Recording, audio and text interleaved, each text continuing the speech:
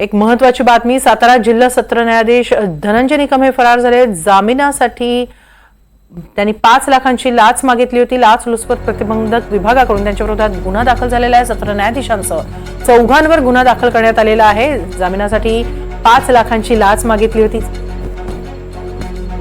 लाचलुचपत प्रतिबंधक विभागाकडून सत्र न्यायाधीशांसह 4 गुन्हा दाखल झालेला आहे। सध्या सत्र न्यायाधीश धनंजय निकम हे फरार झालेले आहेत। आपण याबाबत अधिक माहिती घेऊया आमचे प्रतिनिधी सुजित आंबेकर यांच्याकडून। सुजित, चक्क सत्र न्यायाधीश फरार झालेले आहेत आणि तेही लाच मागितली आणि त्यामुळे त्यांच्या विरोधात गुन्हा दाखल झालाय।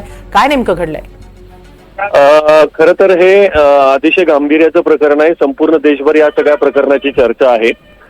एखादा न्यायाधीश जामीन देण्यासाठी 5 लाख रुपयाची मागणी करतो आणि त्याचं सगळं पुरावे हे लाचलुचपत प्रतिबंधक विभागाला मिळतात आणि त्याच्या अरेस्टची ऑर्डर निघते। आता सगळ्या ह्या प्रकरणामध्ये दुपारपासूनच्या सगळ्या घडामोडी घडलेल्या आहे। प्रथमतः मी सांगेन की सगळ्या मीडियामध्ये एक बातमी पहिल्यांदा आली की साधारण दुपारच्या वेळेस न्यायाधीशांना अटक केलेली आहे।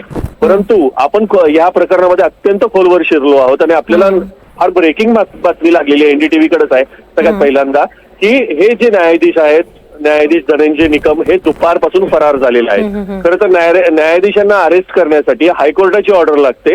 हे धनंजय निकम यांना माहित होतं, त्यामुळे त्यांना काल रात्रीपासून सगळी कुलकुल लागली होती। दुपारपर्यंत ते डेस्कवर होते आणि नंतर त्यांना जे समजलं की आपल्याला आता अटक होणार आहे, त्यानंतर धनंजय निकम हे फरार झालेले आहेत।